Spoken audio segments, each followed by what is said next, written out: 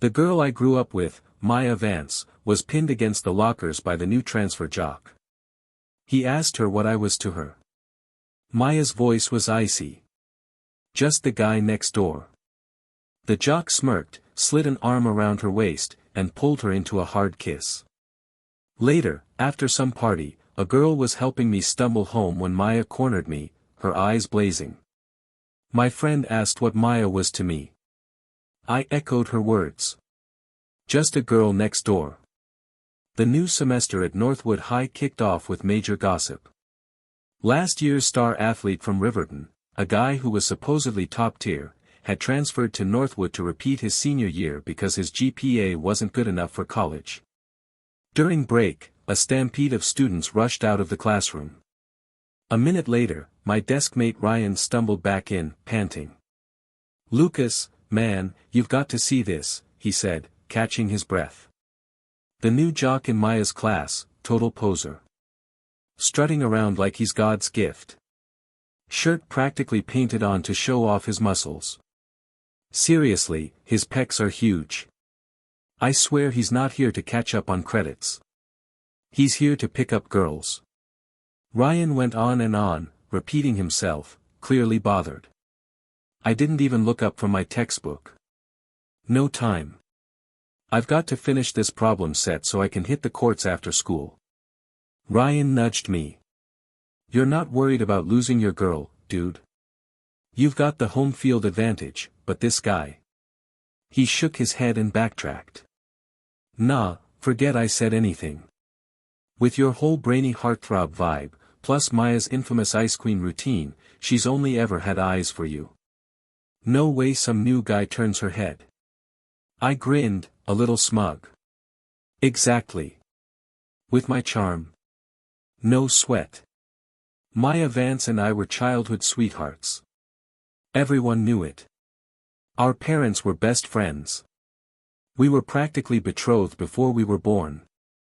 At parent-teacher conferences, if one set of parents was busy, the other would cover for both of us, one parent sitting in each of our homerooms. The teachers didn't even blink anymore. Growing up, Maya and I were Northwood's golden couple. I jokingly asked her out plenty of times. She never said no, just blushed and looked down. I always took that as a yes. Maya was aloof, keeping every guy at arm's length except me. The list of guys she turned down was legendary, handsome ones, brilliant ones, rich ones, all of them. So no, I wasn't worried about some transfer jock catching her eye. After school, I finally saw him. I was waiting outside Maya's classroom like always. Her classmates were used to it. Just as we were about to leave, a wave of musky cologne hit me. A guy with a buzz cut stepped in front of Maya. Arrogant eyes. A cocky smirk. "Maya Vance," he said, "we're throwing a welcome party for me tonight. You should come." Maya didn't even glance at him. No time. She took a couple of steps, then looked back at me. "Lucas, let's go." "Oh. Right." I pulled my gaze away from the jock, but not before I caught the look he shot me, sizing me up, unmistakably challenging. On the way home, I tried to sound casual. "So, that's the new transfer in your class?" "Yeah." Maya kept her eyes on the sidewalk. "What's he like?" I pressed. Maya stopped and turned to me, her expression serious. She spoke carefully, each word distinct. "Total showboat. All brawn. No brains." "Haha. You nailed it." I gave her a thumbs up. Her assessment put my mind at ease. The locker scene faded from my thoughts. When we reached our front doors, I paused before unlocking mine and called out, "Maya Vance. Let's get into MIT." She turned back, the soft porch light warming her usually cool, pale face. She nodded, almost demurely. "Okay." Every morning, like clockwork, I brought Maya a carton of milk. She was too thin and hated breakfast. Milk meant nutrients and protein. After first period, on my way to the restroom, I'd pass her classroom to check if she'd finished it. She always gulped it down with a sigh, like it was a chore. Today, Ryan and I were coming back from the restroom. As usual, I tossed a peach-flavored hard candy through her open window as a reminder. She unscrewed the milk cap and took a sip, but someone else snatched the candy off the floor before she could. Maya frowned. "Chris, give that back." "Hey, gorgeous, save me," he said lazily. "I'm practically dying of low blood sugar. This candy's my only hope." Chris turned, wearing a lazy grin, his eyes finally meeting mine. His smile widened, but only briefly, like he was deliberately ignoring me. Then he turned back to Maya, noticing her glare. All right. Keep it. So stingy." He tossed the candy onto Maya's desk, then picked up her milk carton. "You always drink this brand. Is it any good?" he asked casually. "Give me one tomorrow, will you? Get your own." He pulled a face. "Come on. Classmates help each other out. You're pretty cold, you know that. Miss Popular." After that, I started seeing Chris everywhere. He was always, accidentally, near Maya, borrowing notes, asking for an eraser, lingering like a shadow. I wasn't worried. I knew Maya. The more he bothered her, the more she despised him. Sure enough, after a while, he seemed to give up. Life went back to normal. One day, I was explaining a physics problem to Maya through her classroom window when her gaze suddenly shot past me. The calm in her eyes shattered, replaced by a brewing storm. I didn't turn, but I heard a light chuckle behind me. Chris was laughing with another girl, his voice carrying. "Chris." Maya spoke his name, her voice tight with suppressed anger. "Huh?" He looked up, surprised and innocent.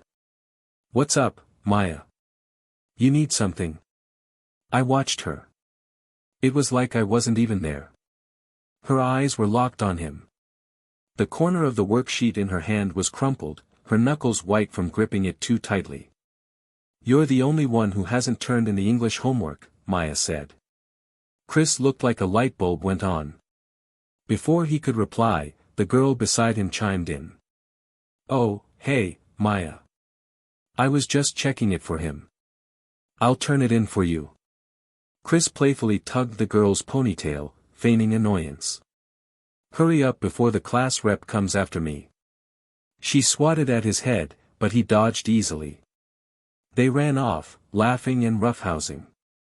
Maya stood there, unmoving, her eyes dark and deep like the ocean. In that moment, I felt something precious slipping through my clenched fingers. A few days passed uneventfully. One afternoon, coming back from the restroom, I automatically glanced at Maya's desk. The milk carton was gone. In its place sat a brightly colored soda can. A jolt ran through me. My hand froze mid-motion, the peach candy still between my fingers. My first instinct was to look at Chris's seat. There he was, casually sipping from a familiar milk carton, staring straight at me. Something inside me snapped. I forced down the panic burning behind my eyes and turned away. I didn't throw the candy that day. She didn't look at me. That evening, I was furious. I didn't wait for Maya. I went straight home. She didn't come looking for me either. The next morning, we ran into each other in the elevator. I acted like nothing was wrong and handed her the milk. She hesitated for a second, then took it. Neither of us mentioned yesterday. A silent agreement. Maybe Chris had taken the milk. He was shameless enough. That's what I told myself. But after that, I stopped reminding Maya to drink her milk. The peach candies I used to toss her, I ate them myself. One every day. Ryan noticed something was off between Maya and me because I no longer stopped by her classroom during restroom breaks. "No way, Lucas," he said. "Did that jock really swoop in and steal your girl? Is my favorite golden couple officially over?" I tapped his forehead lightly with my pen. Focus on your studies. Midterms are coming up. Ryan rubbed his head. Dude, the winter showcase is in a couple of days. Maya's piano solo is always the finale, right? Get her a killer bouquet, man. Show her what she's missing. That jock won't stand a chance. After study hall that afternoon, Ryan and I were the first ones out, basketball in hand. In the hallway, we ran into Maya and Chris heading back to class. They were walking up the stairs side by side, standing far closer than she ever did with any guy except me. Seeing me, Maya flinched, surprise flickering in her eyes. Wait, I was just going to rehearse for the winter showcase, and we happened to run into each other. Her voice trailed off, growing quieter. Oh. I tried to act like I didn't care, bounced the basketball a couple of times, and continued down the stairs. Just as I passed her, Maya called out urgently, Lucas. Yeah. I turned to look at her. She was standing one step above me, putting us at eye level. Don't wait for me tonight. I have rehearsal after school. She said it quickly, then looked away, clearly uncomfortable. What she really meant was, don't wait for me anymore. Ever. Okay, I said softly. Chris, already impatient, urged, let's go, Maya. Once they were farther away, Ryan asked cautiously, still want to play? I shrugged, forcing a relaxed expression. Definitely. One-on-one. Loser buys drinks. The day of the winter showcase arrived, and the school was buzzing with excitement. Just before Maya's performance, the darkened auditorium suddenly erupted with whistles and shouts. Go, Maya. You're the best. Students around us began chanting rhythmically, get together. Get together. Get together. Teachers quickly shut it down. My hand tightened around the glow stick I was holding, almost snapping it. Ryan and the classmates around me glanced at me with concern. I forced a smile that said, don't worry about me. A spotlight hit the stage, illuminating the figure seated at the grand piano. Maya, dressed in white, looked like a graceful swan, beautiful as a fairy tale princess. Music flowed from her long, elegant fingers, light and melodic. A gentle, beautiful smile curved her lips. It had only been a couple of weeks since we stopped walking to school together, yet I suddenly felt like I didn't recognize the Maya on stage. That soft expression, the tender smile as she looked down, none of it was familiar. My heart skipped. It felt as though someone had clamped a vice around my chest, squeezing until it ached with a sour, painful tightness that nearly stole my breath. I couldn't hear what Ryan was saying beside me. I just kept my face tilted upward, a stiff smile frozen in place. When the performance ended and the auditorium erupted in applause, I muttered something about needing the restroom and practically bolted, desperate to hide how shattered I felt. The principal was giving his closing remarks. Maya should be backstage changing. Clutching the bouquet I'd bought earlier, I decided to try one last time. I couldn't believe what we had was so fragile. If I just put in a little more effort, maybe I could still fix things. I reached the backstage area and lifted the edge of a curtain. Chris's voice drifted out. Maya, are you into that guy, Lucas, from the other class? No, her answer came too quickly. Then what's the deal with you two? I heard your neighbors. Her reply was curt. He's just my neighbor. That's all. Chris smirked, wrapped an arm around her waist, and kissed her, brief but firm. Then Maya pulled away. She didn't get angry. She didn't push him off. A blush simply spread across her face. I froze. Strangely, I wasn't devastated. The only thought in my head was, the showcase is almost over. I need to get back. I turned and walked away, tossing the bouquet into the nearest trash can as I left. After that, Maya and Chris became an official couple at school, openly and publicly. No one mentioned Maya and me anymore. It became an unspoken, off-limits topic. I bumped into her occasionally, but we hadn't really spoken in ages. Since the showcase, I'd stopped bringing her milk. Whenever I passed her classroom on the way to the restroom, I'd see Chris and Maya sitting together. Ryan would always roll his eyes. If they get any more obvious, I'm reporting them for PDA. Seeing my lack of reaction, he'd ask why I wasn't mad. My mom always says, "Focus on your books, son. Success is the best revenge, and it attracts the right kind of attention." I shrugged. Once I ace my SATs and get into a top-tier college, I'll have my pick of anyone. Ryan looked at me with admiration, eyes practically sparkling. "Lucas, with that mindset, you're destined for greatness. Don't forget me when you're famous." Then came the dreaded midterms. When the results came out, Maya's ranking had plummeted. She wasn't even in the top 30. She had never fallen outside the top 10 before. Her homeroom teacher, Ms. Davidson, found me hesitating outside the classroom. "Lucas, about Maya and Chris, I've spoken to them. They promised to focus on their studies from now on. I was hoping you could still help Maya like you used to. I know you don't want to see her throw everything away." I'd always tutored Maya in her weaker subjects. I thought for a moment, then said seriously, "Ms. Davidson, it's senior year. I'm swamped with my own studies. I don't really have the bandwidth to help Maya anymore. I'm sure after your talk, she'll catch up on her own." It was time to let go of the savior complex. Her destiny was her own. I wasn't a saint. I had no obligation to manage Maya's academics or her future. Ms. Davidson sighed. "All right. I understand. You can go back to class." That evening, when I got home, Maya's parents were waiting in our living room.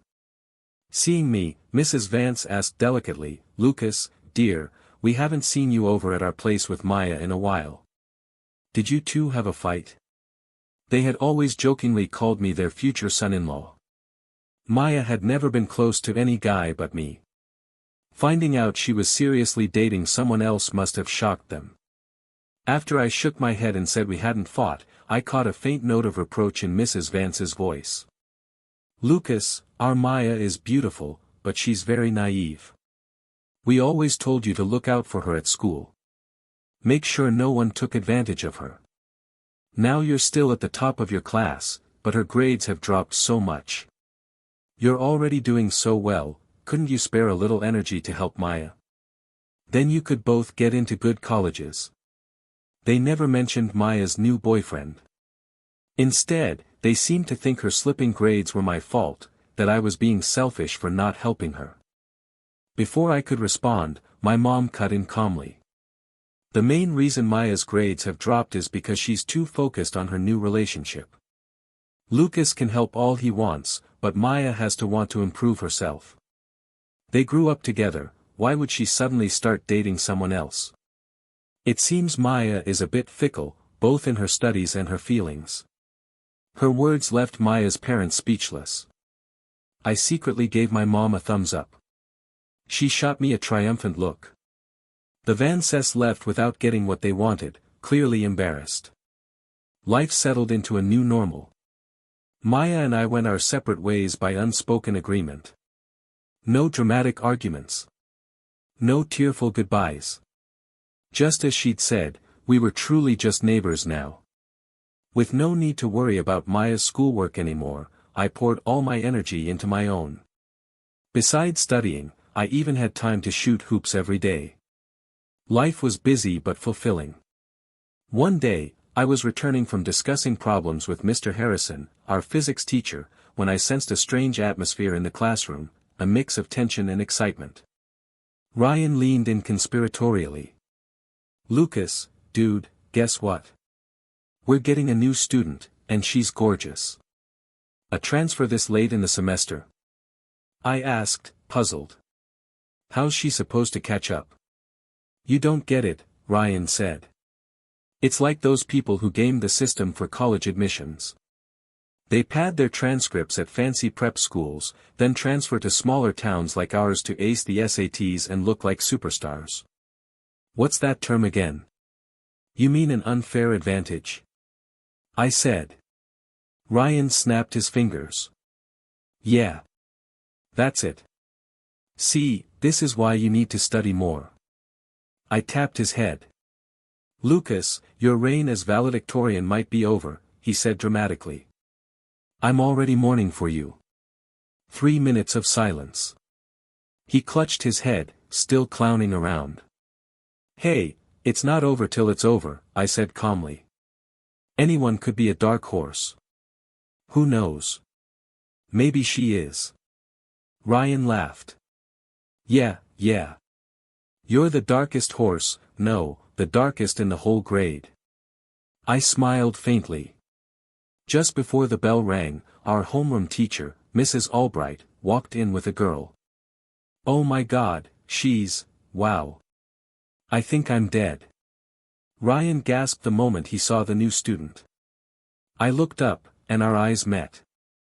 She was wearing the standard Northwood high polo and skirt, her hair tied back in a simple ponytail with soft, wispy bangs. It was the plainest outfit possible, yet she somehow looked incredibly fresh and lively.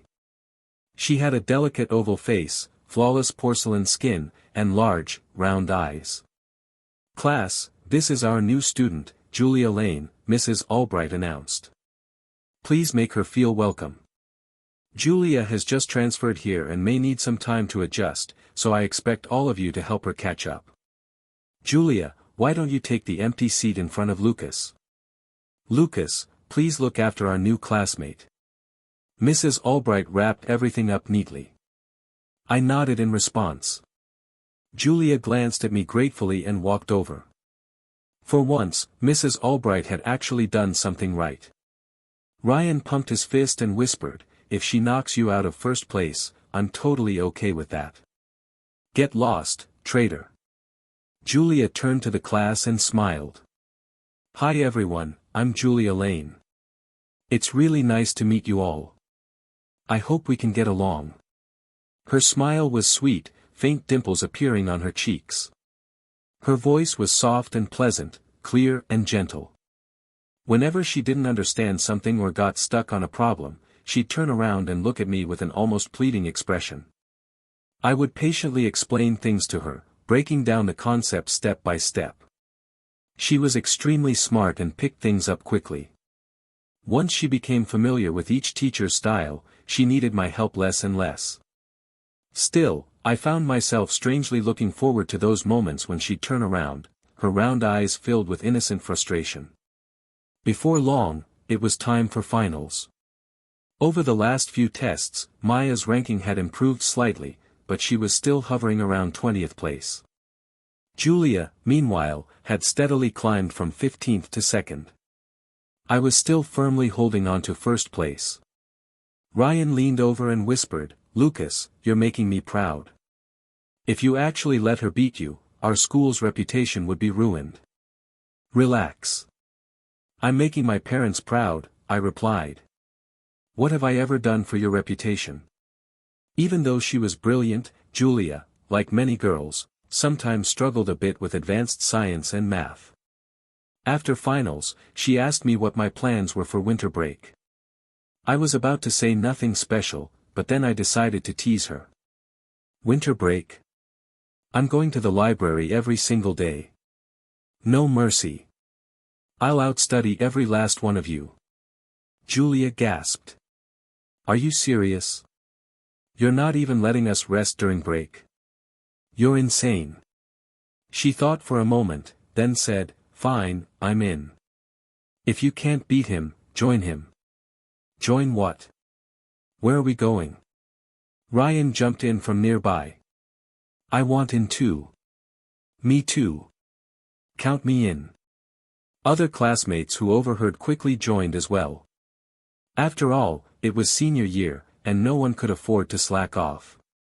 Someone even came up with a name for our winter break study group, the ASIC crew, ace every test, know every question.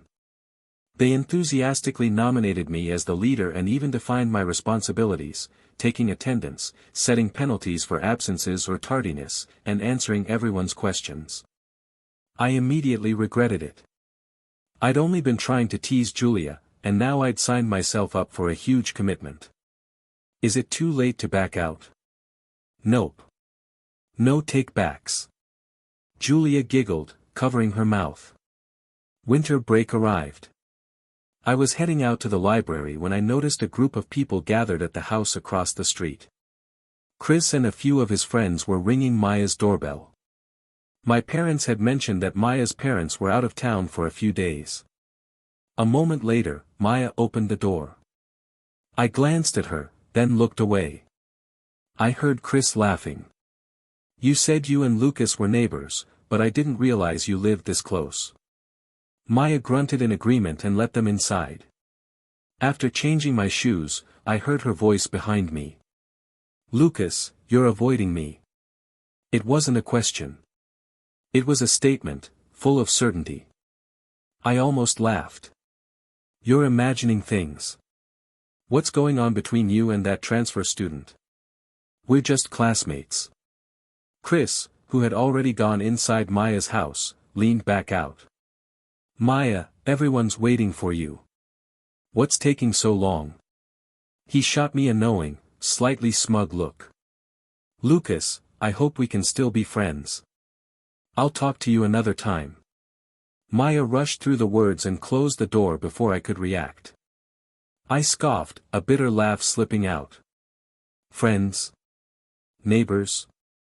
We'd never used those words for each other. When people teased us or joked about us, she'd never denied it.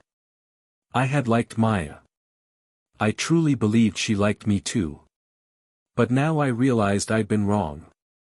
She'd only been using me as a shield, a convenient excuse to fend off other guys. And I'd willingly gone along with it, walking her to and from school, bringing her milk, tutoring her. She enjoyed the attention, the feeling of being cared for and pursued. To put it bluntly, I'd been her backup. She never outright rejected me, but she never said yes either. For years, my life had revolved around books and Maya. I barely had any close friends. To most people, I was just Maya Vance's shadow, Lucas.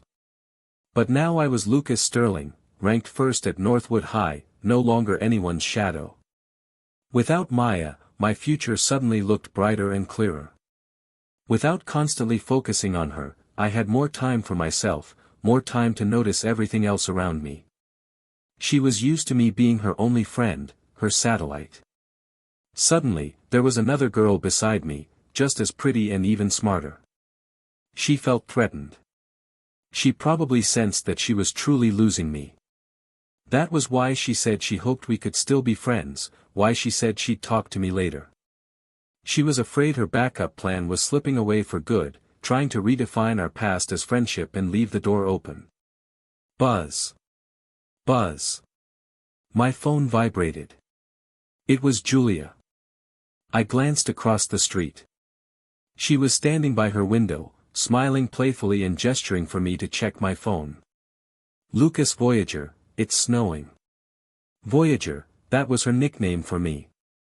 She said it was because I always seemed to be looking toward the future, toward distant horizons, and because my name, Lucas, meant bringer of light. It was our little thing. Outside, the daylight was fading, and snowflakes were beginning to fall. But right in front of me was a brilliant light. The girl at the window smiled brightly, dimples showing. Another message popped up. It's the first snow of the season. Make a wish. I looked up into her sparkling eyes. Then let's wish for both of us to have amazing, bright futures. On New Year's Eve, my family and I were returning from dinner when I saw Maya waiting by the elevator. She looked like she'd been there for a while, her face flushed with an anger I'd never seen before. Lucas, I need to talk to you. She grabbed my arm and pulled me toward the elevator. My parents looked worried. Lucas, talk to Maya calmly. Don't get upset. The courtyard was filled with kids running around, waving sparklers. Maya didn't stop until we reached a deserted corner of the community park. I stared at her shadow on the ground, wondering what she was about to say. Lucas, Was it you who told my parents about Chris and his friends coming to my house? Her voice was icy. I was stunned. So that was what this was about. No. She frowned, clearly not believing me. That day they came over, I told you I'd find you later. But you've been leaving early and coming home late every day. I haven't had a chance to see you. That doesn't give you the right to hold a grudge and retaliate like this. It makes you look petty. Ha. The self-absorption was unbelievable. I looked down at her, a faint sense of superiority washing over me. Before, whenever she got angry, whether it was my fault or not, I would have bent over backward to appease her. But now, I just found her ridiculous, even annoying. Julia's name flashed on my phone screen. Lucas Voyager. You're not still studying, are you? She always called me Lucas Voyager. At first, I hadn't thought much of it. Later, when I asked her about it, she said it was because she was the only one who called me that, so the name belonged exclusively to her. In that moment, a flower quietly began to bloom in my heart. We all agreed to watch the fireworks together tonight for the New Year's countdown. Don't you dare bail on us. Seeing the message, an involuntary smile curved my lips. My fingers flew across the screen. Whoever flakes is a rotten egg. Wait for me. I'll come get you. Aye, Captain. I chuckled softly. Lucas. Maya stepped closer, her face nearing mine. Oh, sorry. I forgot you were still here. I offered her an apology. I thought she would be furious, but she wasn't. The look in her eyes changed, the anger from earlier disappeared, replaced by something hesitant and unreadable. I took a step back. Believe it or not, I didn't do it. If I say I didn't do something, then I didn't do it. I've got plans. I have to go. Lucas. This time, her voice was soft, so soft it was almost lost in the wind. Happy New Year's Eve. I waved dismissively over my shoulder and strode toward the community entrance. Our group, a noisy swarm of us, zipped along on our e-bikes, all members of our winter break study crew. Julia was riding with me, and we were at the back of the pack. At first, she just held on to the seat. When I was sure the others weren't looking, I reached back, took her hands, and tucked them into the pockets of my puffer jacket. Warmer this way. She didn't pull away. My heart did a small flip. Hold on tight. I'm speeding up. Through the thick jacket, I felt Julia's arms wrap around my waist. She tugged lightly at my sleeve while I kept my hands tucked into my jeans. I started humming a popular tune, and soon everyone joined in, singing along. The riverbank was packed with people waiting for the fireworks. After searching for a while, we finally found a spot that was a little less crowded. Perfect timing, we had barely settled in when someone in front started the countdown. 10. 9. 8. We joined in, shouting at the top of our lungs. 3. 2. 1. Across the river, a spectacular firework exploded in the night sky, painting it with brilliant colors. I stood beside Julia, one arm loosely around her back, shielding her from the pushing crowd. Suddenly, I felt a warm breath brush against my ear, and a sweet, fresh scent filled my senses. Lucas Voyager, Happy New Year. May all your dreams come true. Julia was craning her neck, standing on tiptoe. Her face was flushed red from the cold, her eyes reflecting the fireworks, sparkling with an extraordinary brightness. I looked down at her and smiled, my heart melting. Happy New Year, Jules. Then the sky filled with one thunderous boom after another. Fireworks roared endlessly. Our friends shouted out their wishes. Ace the SATs. I hope we all get into our dream colleges. I cupped my hands around my mouth and yelled, MIT, here I come. Boom. Boom. Boom. The fireworks continued, relentless. Thump. Thump. Thump. My heart raced in the biting winter wind. Our youth burned brightly, blooming in all its glory. That winter break, all the cramming truly paid off. On the first exams back, I took first place again, unsurprisingly. Everyone in our study group saw their scores improve too. At lunch, we passed the honor roll bulletin board. Ryan stood on his tiptoes to look. Hey, Maya still didn't pull her grades up. Guess she was too busy with her love life. But you and your girl Julia are still solid. Number 1 and 2, mister. Number 1, he added, when are you going to share some of that academic magic with me again? Help me climb a few more spots. Get out of here. Haven't I helped enough already? You've jumped plenty. Thanks, Mr. Top Rank. Maya turned around. Ryan immediately shut his mouth. She looked even thinner than before. Wrapped in her puffer jacket, she seemed like the next gust of wind could blow her away. Congratulations, Maya said quietly, her voice flat and emotionless. Thanks. The early spring air was still cold, a breeze cutting between us. We were like two ships sailing on different routes, heading toward different harbors. Suddenly, someone ran up behind me and tugged on my sleeve. Lucas Voyager, what are you doing? They're about to run out of your favorite chicken drumsticks in the cafeteria. Julia jogged past with a couple of other girls, glancing back at me with a bright smile. Hearing that, I quickly grabbed Ryan and chased after them. We'd run quite a distance before I remembered I hadn't even said goodbye to Maya. I glanced back. She was still standing there, a solitary, fragile figure, looking lonelier than ever. Spring turned into summer, and graduation, along with the chaos of senior year, arrived right on schedule. After the final exam, the gloomy, oppressive weather that had hung over us for days finally broke into a heavy downpour. Many students rushed out into the rain, shouting and laughing, releasing 3 years of pent-up pressure. I stood under the eaves of the school building, holding out my hand and letting the rain slip through my fingers. Someone tapped my shoulder. So, what are your plans for the summer? Julia tilted her head up, a small smile on her lips, dimples showing. I was about to answer when I saw Maya walking toward us. Getting my driver's license, I said. You? Julia scrunched up her face. My parents are forcing me to go overseas and play tour guide for some visiting relatives. You make it sound awful. Maybe I should take that tough job off your hands. Sure, you can. Maya came up from behind Julia, stepping right between us. Her tone was unusually gentle. Lucas, when are you leaving?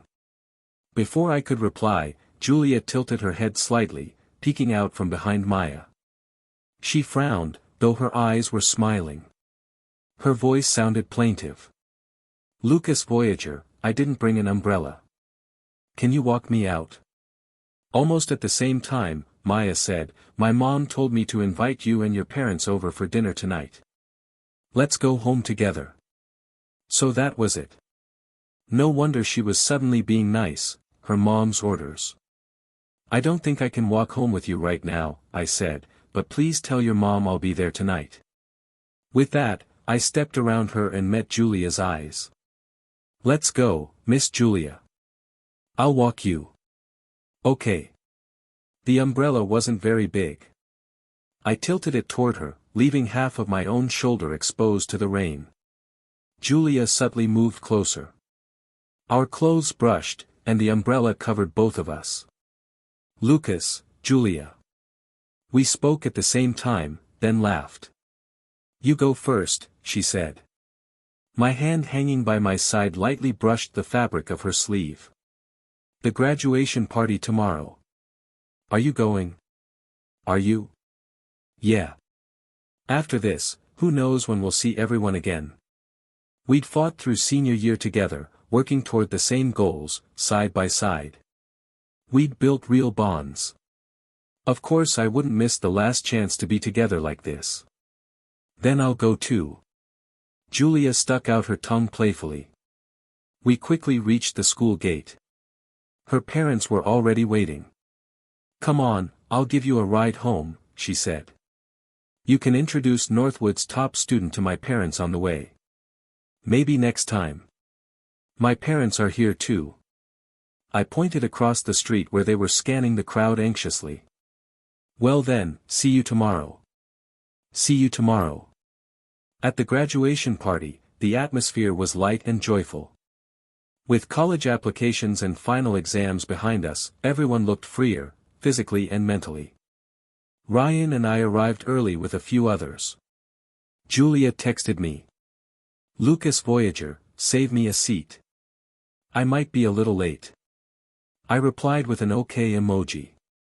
Ryan leaned over to peek at my phone. Texting Julia again, "Huh. You two are seriously adorable. Get lost.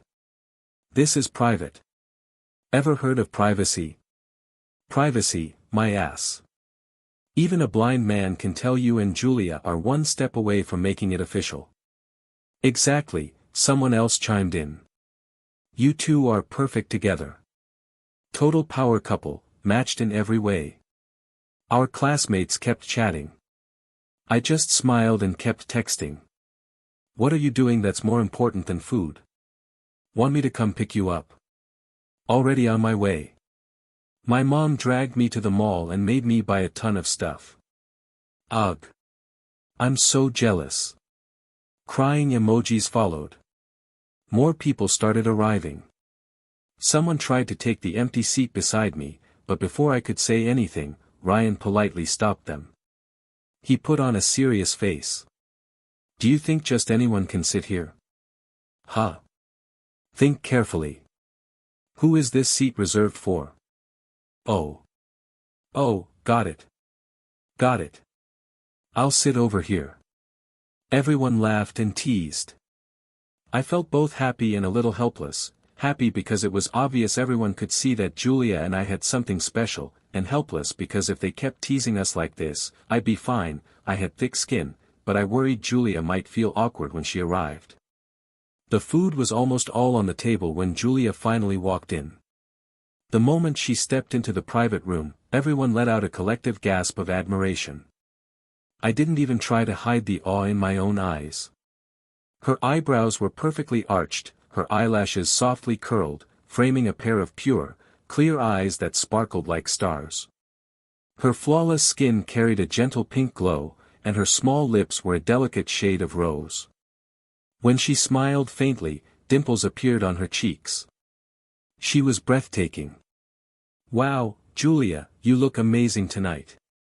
Yeah, I can't quite put my finger on it, but you look even more beautiful than usual. Our classmates showered her with compliments. Julia accepted them gracefully. My mom took me shopping today, and the lady at the makeup counter at the mall helped me a little. It's all makeup. Well, you need a good canvas to start with. Exactly. No amount of makeup could make me look that good, one classmate said wistfully. Julia, you should skip makeup from now on.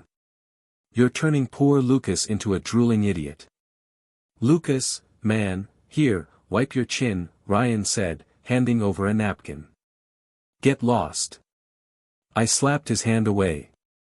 After the party ended, our friends very considerately arranged for Julia to give me a ride home. Ryan and the others had forced a bit too much to drink on me. The cool night air made my head spin. After she parked, Julia carefully helped me out of the car and toward my apartment building.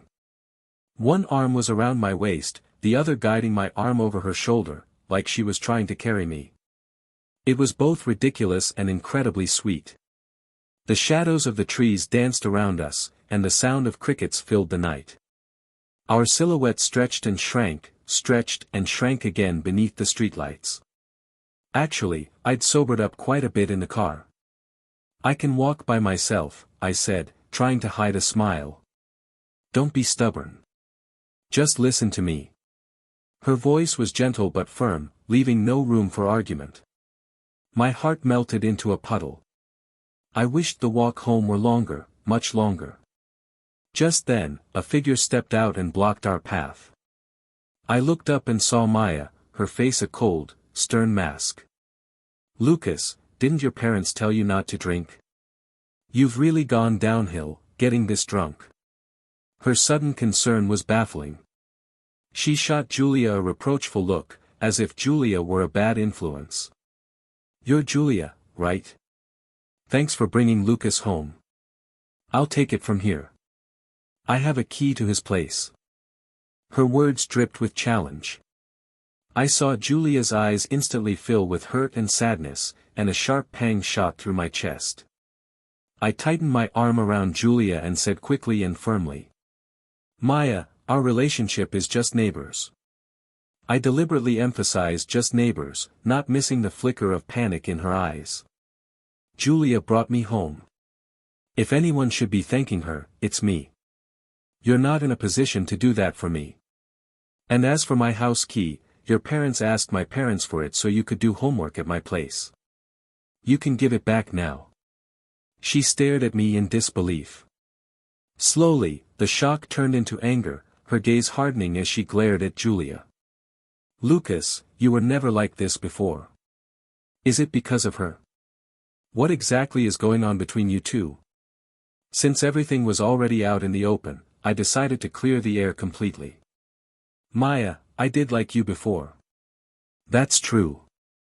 But we both made our choices, didn't we?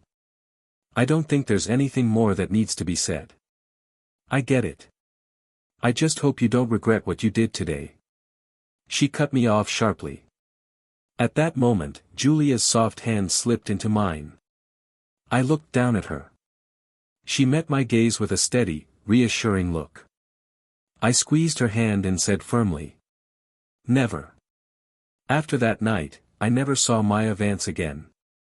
I heard that during senior year, Chris's actual girlfriend from college showed up to support him during finals week, and Maya and Chris's relationship fizzled out after that. I also heard she didn't do very well on her college entrance exams and ended up at a less competitive state university. Later, my family moved to a different neighborhood, and I never heard any news about her again. The day my college acceptance letter arrived, Julia sent me a text, a photo of an acceptance letter that looked exactly like mine. She had actually applied to the same university as me. No wonder she'd always been so secretive whenever I asked about her dream school. Another text followed. Lucas, let's be together.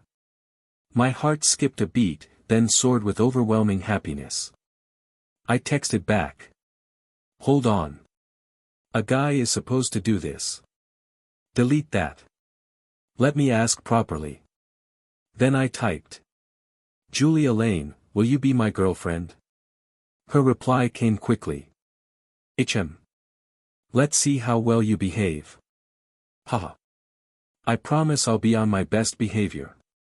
In the vast, boundless sky of our future, a beautiful and brilliant tapestry was slowly unfurling, silently waiting for us to explore it, to paint our own stories upon it.